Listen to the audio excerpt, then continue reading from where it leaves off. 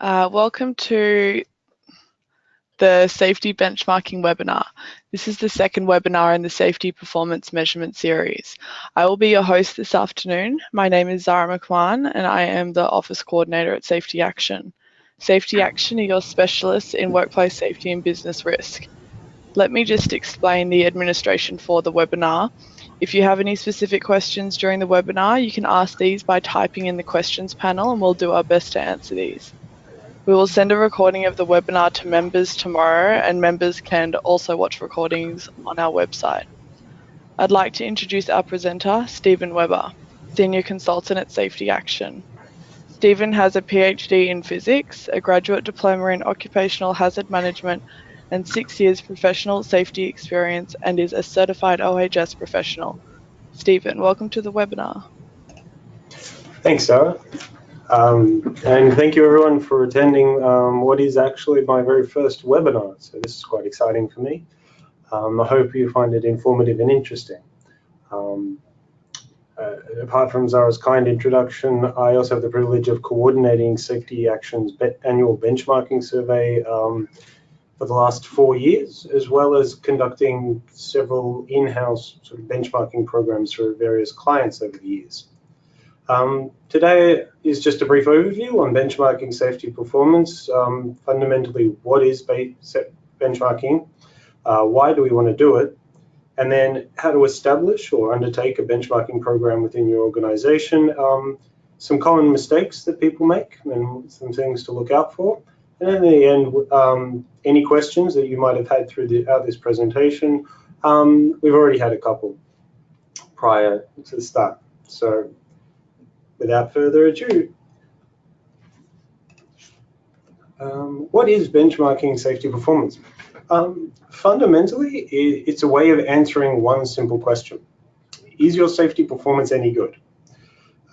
We do this by comparing relevant performance indicators, either internally within your organization or externally, depending on your intent. But it is a way of trying to work out whether or not your performance is any good. Without undertaking these programs, all you really have is your year-on-year metrics, which tell whether or not your numbers are trending upwards or downwards. However, how your company is positioned locally, internationally, you don't know. So whether or not those values are any good or represent a good safety score isn't really an answerable one without undertaking a benchmarking program. So why do we do it? Apart from answering that question, benchmarking programs give us a very clear picture of where your safety performance lies against relevant industries or other organizations. Apart from giving us either peace of mind or maybe a bit of an impetus towards improving our performance, undertaking one of these programs can allow us to identify where we could be. If your performance is the best, it gives you satisfaction to know that your activities are actually achieving what they need to achieve. You could be just okay, or you could identify that you are maybe in need of some improvement or new activities to bring you up in your safety performance measures. Additionally, by undertaking these programs, we can identify those people that are actually already performing better than us. This is a great thing because these people are already demonstrating that certain activities, certain processes that they're undertaking are achieving results. So by understanding where their activities differ from ours, we get a roadmap, we get clear guidance on where we could direct our resourcing, our time, our energy, which is all very precious, towards improving our own performance. Additionally, bragging rights. If you can identify that within your organization or industry, you're one of the top performers, that's an excellent position to be in. These days, the public demands more from organizations than ever before, including a social conscience. We, as organizations, need to demonstrate that they are looking after their employees, and customers, stakeholders are demanding that organizations do so and demonstrate they do so. So if you have a really high safety performance, this is actually a marketing sales tool that you can take advantage of to say, look at us, we not only do we deliver an excellent product, we're actually delivering safety. We value these things that you value. Governance, or AKA keeping your board happy. That question that we just talked about, that fundamental one, is your safety performance any good? I can tell you that's most likely going to come from your board or senior management down to you. And you've got to have an answer for them. How do you clearly communicate where your company is positioned in terms of health and safety to your board and thus relevant stakeholders without gauging where everyone else is, clearly identifying where your position is? Yeah, so you need to be empowered to answer those questions to the board, and this benchmarking is a really clear way of finding an answer to that question. So moving on from that, if you're actually going to run or participate in a benchmarking program, how do we do that? The first thing we have to do is we have to work out who we're going to compare against. Are we doing this program internally, or are we going to go externally? Both have pros and cons, but and advantages, and offer different results. So if we're looking at an internal program, these are for particularly large organizations, generally with multiple sites, ideally with similar operations throughout their organizational structure. The reason you might undertake a benchmarking program internally is to work out, well, okay, each of these sites is going to supposedly run the same safety system. Is one performing better than the other? It's similar to an audit program, but in this case, you're just snapshotting data. It's a lot easier to understand. It's a lot less intensive than an audit program. But it gives us a snapshot of those sites that may be performing better or maybe needing additional support or not performing as well. So using this program, you can identify, okay, this site is performing much better than these sites. What are they doing differently? Is it simply that their manager is more empowered, more experienced, more engaged in regards to health and safety, or do they have a better culture? Or is it something that they've run internally that they've picked up through various means that we haven't done anywhere else? And from there, you can work out, okay, now we have a picture that we can use to deliver better performance and bring up our other sites to align with them. Whereas if you go externally, it gives you that picture of, okay, how do we rank compared to other organizations? What is our performance? Where can we improve? Now, this can be a single metric or it can be multiple metrics, depending on your intent or purposes. If you're going externally, what you have to decide is, are you looking at the same or different? What I mean by that is, are you looking within your industry, within a similar organization, comparing like for like? For example, if you're a power station, you probably want to benchmark against other power stations if you're trying to determine your position within the same operational framework. It also means that when you identify activities for better performers, it more aligns with your operational needs. However, there are advantages to comparing it against different organizations. A classic example of this was one of the more famous hospitals in the United Kingdom. When they were looking at their emergency department's response times and wanting to benchmark them, they went to the Formula One industry. They benchmarked their ERT's performance against pit crews' performance. And pit crews are a highly trained, short time frame, less than 20 seconds, operational team. And the hospital said that they're the epitome. They're the epitome of response time. They're the epitome of teamwork. That's what we want to aspire our operations in this area to. Now, there is a lot more work to mirror those activities to your activities.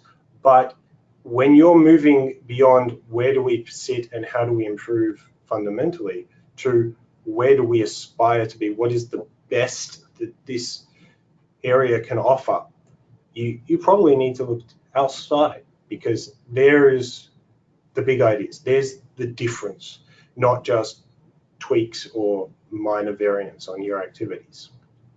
So once you've established what is your purpose, what is your fundamental reason for undertaking the benchmarking, you need to work out what you're going to compare. So this is where you set your performance indicators, your safety, your metrics. You need to set whether or not you're looking at lead versus lag indicators. I'll talk about those in just a second. And data versus questions. So lead versus lag indicators, what does that mean? Lag indicators are any metric which records an incident that's occurred. So this could be a first aid injury, a medical treatment injury, an LTI, or more commonly, organizations are recording total recordable injuries, which is basically an amalgamation of all your incidents or injuries across a set time period. When you're doing performance measuring, you're looking at the frequency rate of those metrics. So in Australia, we use a terminology per million hours worked. The calculation is basically number of incidents times a million hours divided by basically your number of employees and a days worked. This gives you a frequency rate of how often an incident occurs per million hours worked. The reason we do frequency rate rather than just pure value is that it allows us to do a direct comparison between organizations. If you're going, well, we have 10,000 employees versus an organization of 200 employees, and we both have 3-4 LTIs, well, who's got a better performance?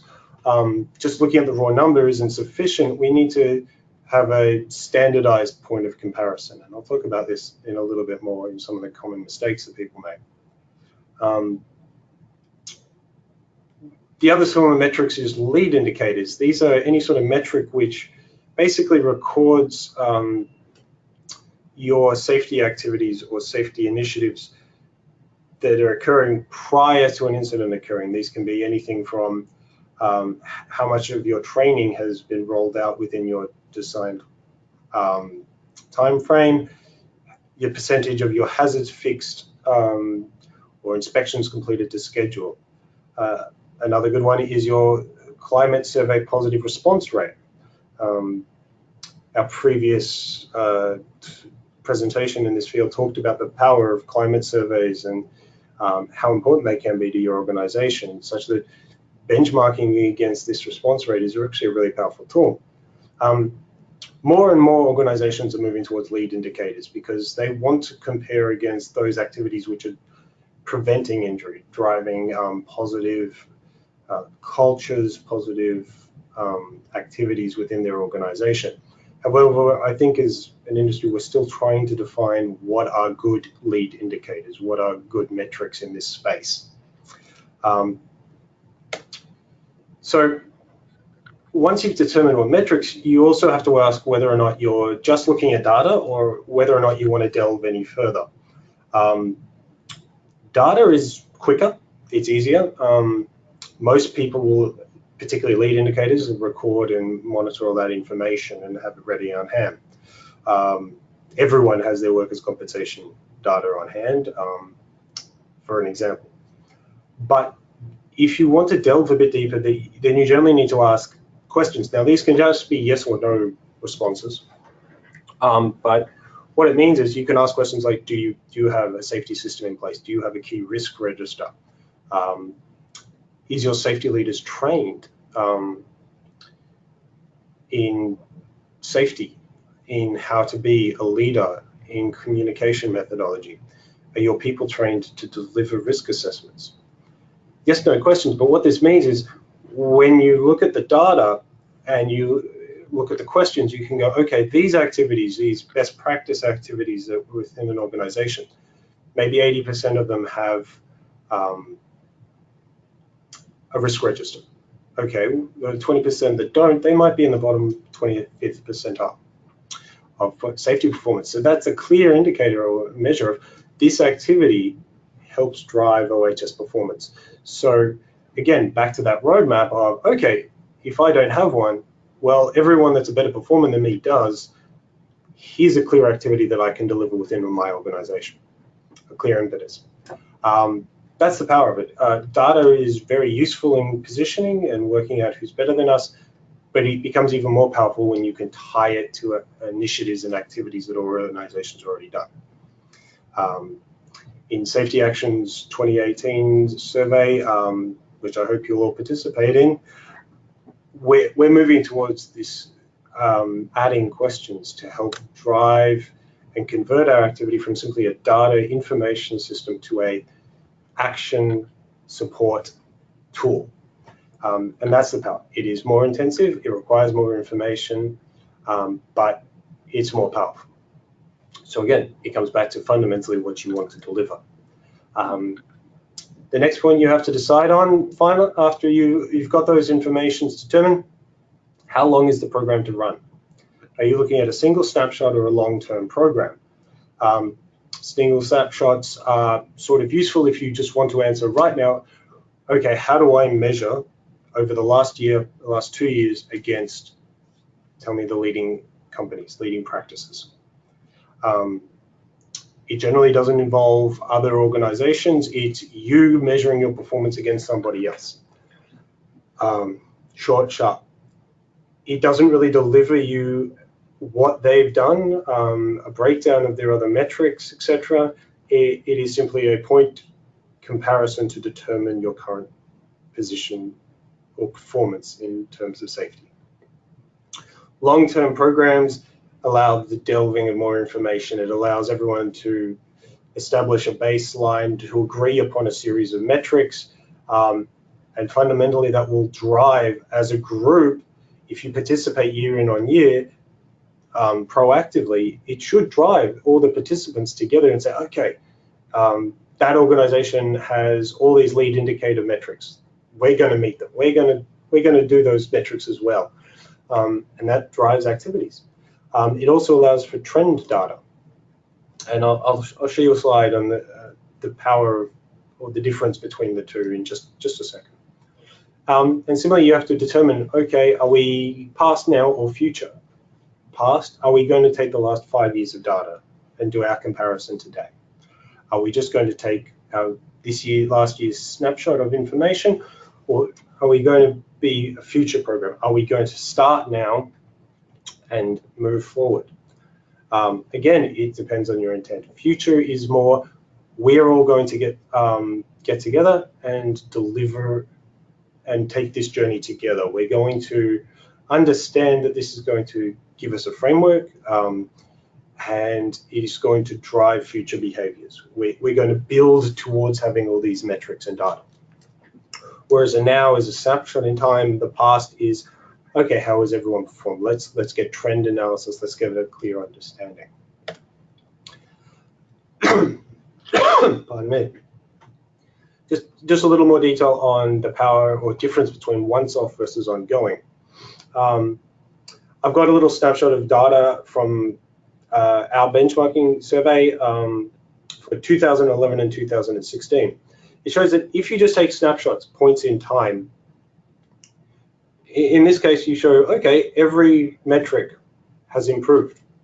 Excellent. What I can't tell you is that a one-off? Did we happen to strike lucky every 5 years and that happened to be a really good year for this organization? I can't tell you whether or not they absolutely bombed or just keep getting better and better. So it might be really good or it might be really bad. I can't tell. But as a point of comparison, I could say, right, at this year, this was my results. How did I compare against everybody else? However, if you build up the profile, as we can see in the two graphs I put there, particularly the LTI rate, MTI rate, it's very clear that there's a subtle downward trend. And so you get a clear picture year in on year. Okay, this was a consistent performance. There is a slight decrease in their performance, their metrics. This wasn't a one-off incident. So it gives us a much clearer, much more consistent picture, much more reliable data. So I just wanted to highlight a couple of mistakes that I often see out there for people that benchmark, either their snapshot against everybody else or participating in external benchmarking programs. The first is apples versus oranges, incorrectly comparing performance indicators. So I put up an example here, one that I recently undertook myself actually for an organization. This is manufacturing data from a select number of safety institutes for the manufacturing industry 2016. Question A, point A, Safe Work Australia, 8.4 total recordable injury frequency rate per million hours worked. OSH in the US, 3.2 per 100 workers. The Health and Safety and Education Institute, I believe, in the UK, 2,080 per 100,000 workers. So who has the best performance indicator? Who has the best result? Just on this snapshot, you can't tell. Unfortunately, what I've seen in organizations is because of time pressures or not quite understanding the details behind it, they might just go, right, this is the total recordable injury frequency rate, so I've got 8.4, 3.2, and 2,080. Well, I don't understand the 2,080, so I've got an 8.4 and a 3.2. Clearly, the 3.2 is better, which is just wrong. So if we actually do a conversion into an aligned frequency rate, so we had to deconvolute all the information back to its raw data, then redo the calculation to a consistent rate, we can determine that we've got Safe Work Australia, we took as the baseline per million hours worked because we're in Australia, 8.4. In the US, our conversion results in an incident rate of 20.27, and in the UK, 18.02 per million hours worked. Clearly, Australia is the better performer by half. So this just highlights one of the issues that you need to be aware of, that you may have to make sure you compare apples to apples, that your rates are calculated the same, that your data is the same when you do a comparison, because if it's not, then you end up not comparing the same, and one could be inflated, or you're just incorrectly looking at what the values are. Similarly, another common mistake, when an injury isn't an injury. This comes back to a clear definition of what you're looking at, what your safety values are.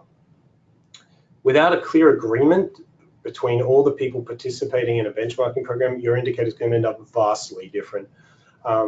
So I've thrown some examples down that I've actually encountered. So according to your organization, if a worker does work at a hospital while he's waiting for his stitches, does that count as an MTI? Most people in Australia, I'd like to think, would say, well, yes, it's an injury requiring treatment beyond first aid, it's an MTI.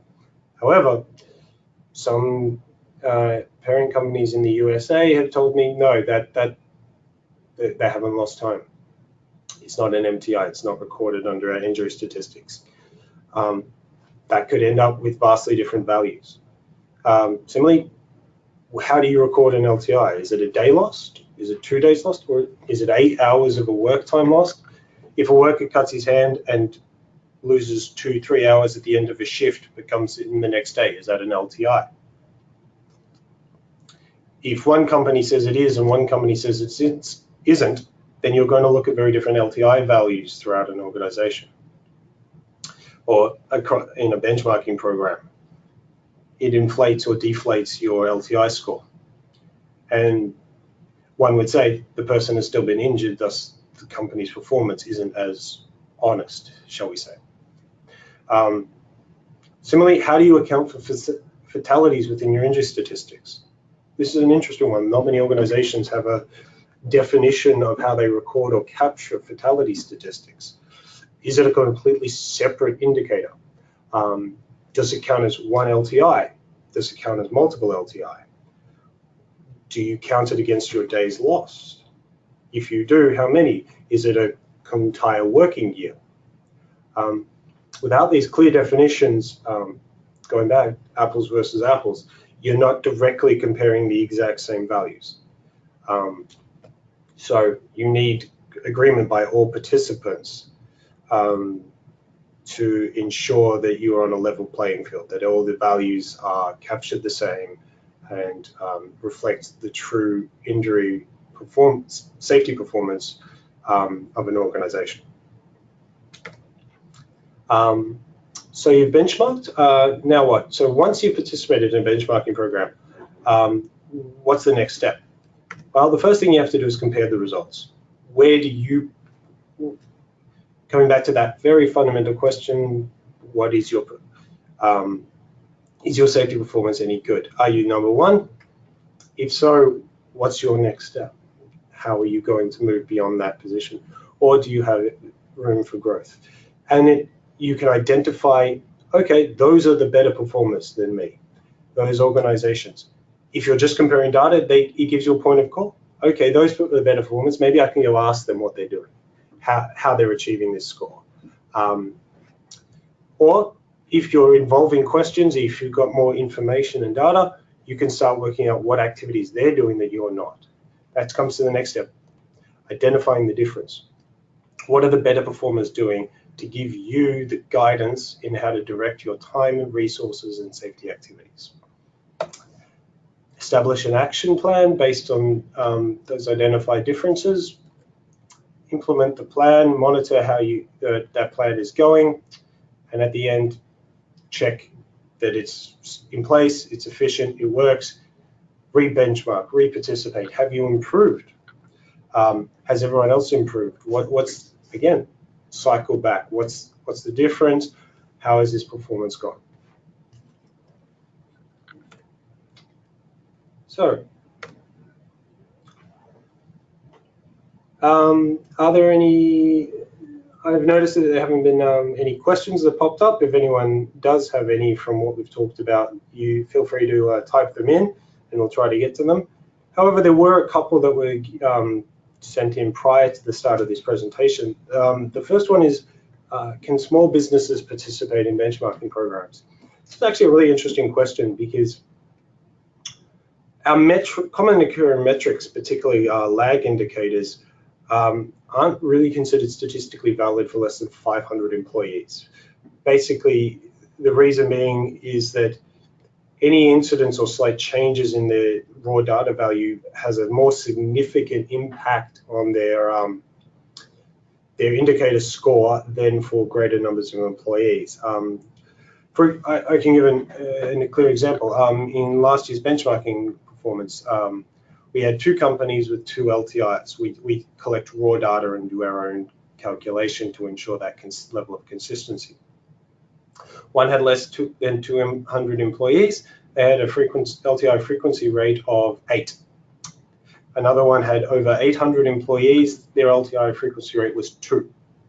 So is the first company 4 times more dangerous or less safe than the other one?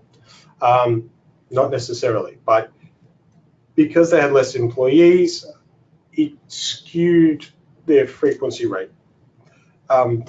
It had a greater impact on their result. So you have to sort of, when you're less than 500 employees, you sort of have to take your performance value with a slight grain of salt. The other interesting question we had was, is there any reason you would never participate in a benchmarking program? We thought about this for a bit, and I can't really come up with one. If you take the worst case scenario, your data getting released, that's the worst case scenario to the public, to your stakeholders. Even in this situation, it's not really that big of a problem. your data should be a true reflection of your position, and it would only necessarily be a problem if it got out if you had inadvertently or misrepresented your data somewhere to one of your stakeholders prior. So apart from that being the case, I can't think of a reason why, even in this extreme circumstances, it would be such a problem if that occurred. Otherwise, you might find that you're not the best performing in your OHS statistics. That shouldn't scare you. That should just inform you that you have room for improvement, and that the people that are better, have a higher performance than you, can just give us a roadmap and guidance on how to be better. Yeah. So thank you very much for your participation and listening to me on my first webinar. I've thoroughly enjoyed it, and I hope you gained at least some information from it. We will be sending everyone around our feedback survey via email, so please fill it out. We'd love to hear what your thoughts are and any feedback you have for improving it.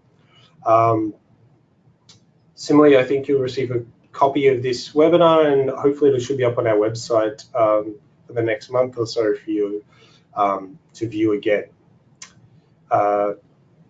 If you have any further questions, feel free to email us or call us at our office. Our details are up on the slide right there. And for your information, our next webinar is on the 23rd of May, and it's part 1 of our machine safety webinar series. So that will be an excellent one, and I hope that you can join us for that. Thank you very much again, and I hope you all have a great day.